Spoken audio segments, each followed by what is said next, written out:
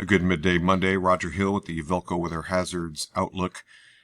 One big controlling influence on our weather for the next few days anyway, the early part of this week, is this upper level low that's centered north and east of Presque Isle, Maine, up in New Brunswick, the Canadian Maritimes. It's slowly working its way and drifting its way out and weakening over time, but the net effect is continuing to circulate in some chillier air along with some moisture that is kind of pinwheeled around all the way from Labrador, northern Quebec, and then back around this area of low pressure and into Vermont, and a good portion of a part of the Ohio River Valley, lower Great Lakes into the northeast U.S. This is what's controlling our influence on the weather right now, and temperatures running below normal by about 10 degrees or so. And the net effect is that we're going to see eventually this weekend, this is going to open up a flow and this ridge of higher pressure will build in, but probably not until long about Thursday with the next break in the weather pattern overall.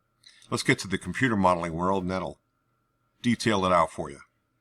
GFS ensemble on the right hand side, we have the Euro deterministic on the left hand side, both valid at 2 o'clock this afternoon on Monday. Precipitation in the area, no doubt about that, and this is the upper low and surface low, and that circulation wrapping around with a little bit of a trough or a frontal boundary kind of working on through. GFS ensemble also showing the same.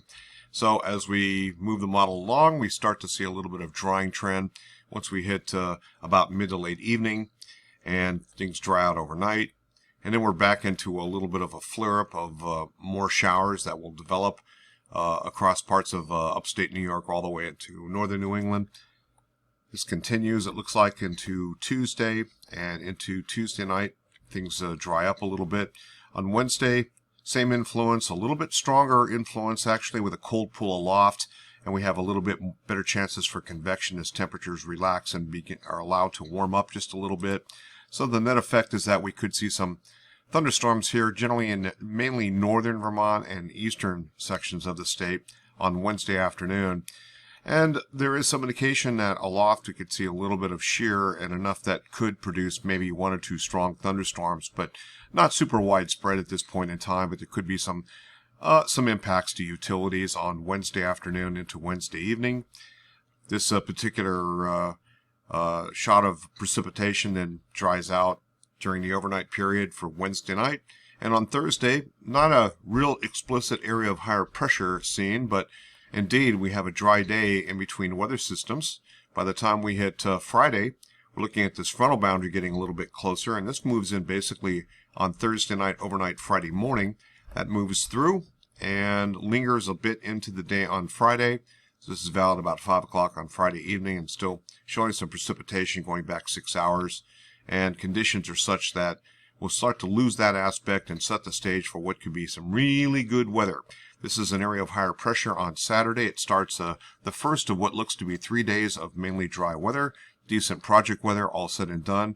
And it starts on Saturday, and that means Sunday and into Monday, as well as Tuesday of next week, are looking pretty good right now.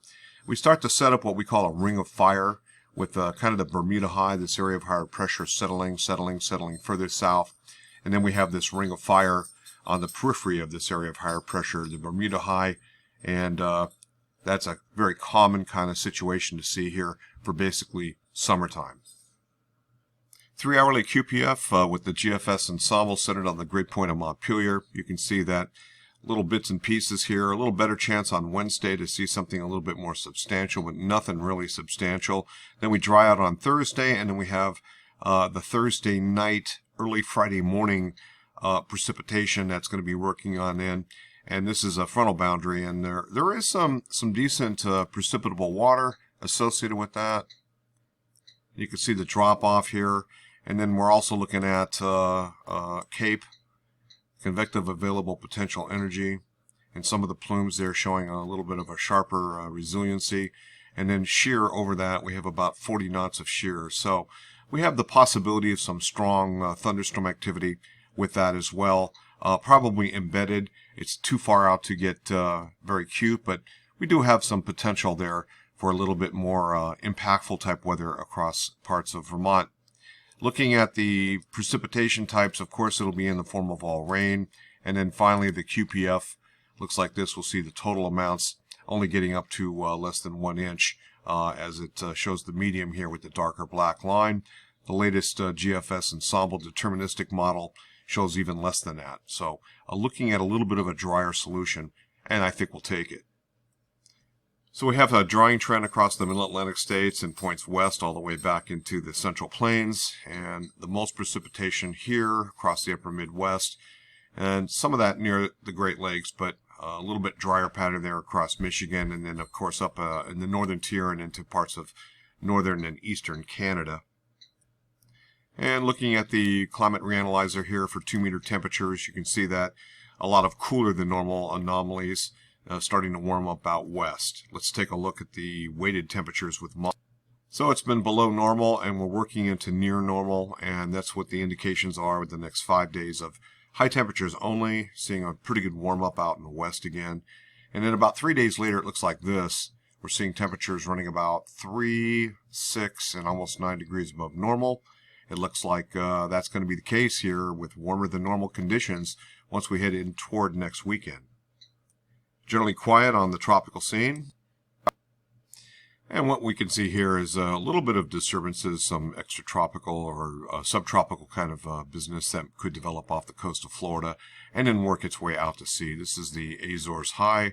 This will eventually bridge in with the Bermuda high, and we'll see a lot of the influx of this tropical moisture do the ring of fire bit of business around the corner. That's it from here. Roger Hill, Wuthering Heights. Thanks for watching.